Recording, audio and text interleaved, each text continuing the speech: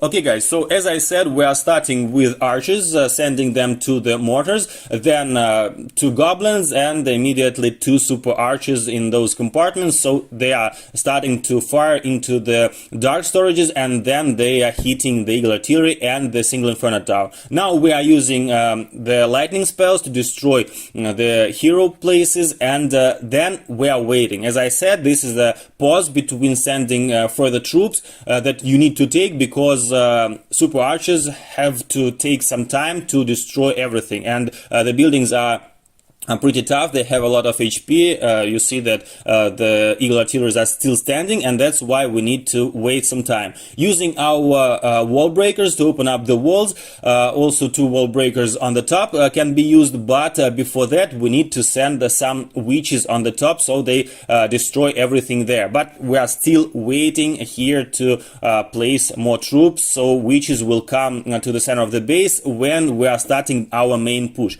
The air defense are also very important to be destroyed, as we are going to use E-drags. So now we are sending the witches, 1 to the right and 1 to the left, and they are start taking out those buildings with their skellies that are protecting them.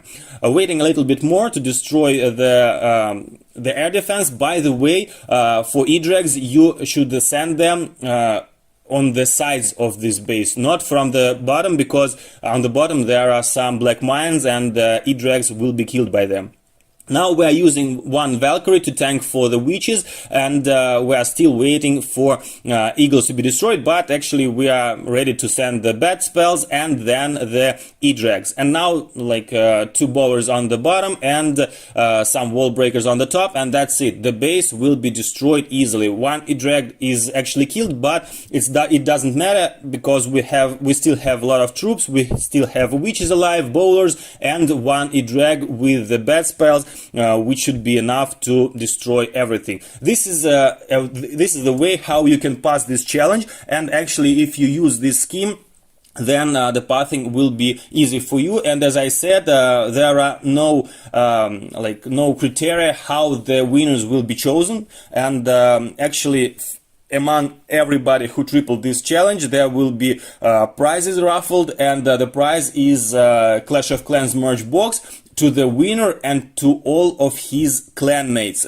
This is huge, and in my opinion you should definitely try this challenge, and you should definitely try to pass it, because the prizes are very good, and your clanmates will also get the prizes if you are the winner. So that's it guys for today. Thanks a lot for watching. Please leave a comment, how did you like this challenge or not, what do you think about my method, and see you in the next video. It was Solomon, bye.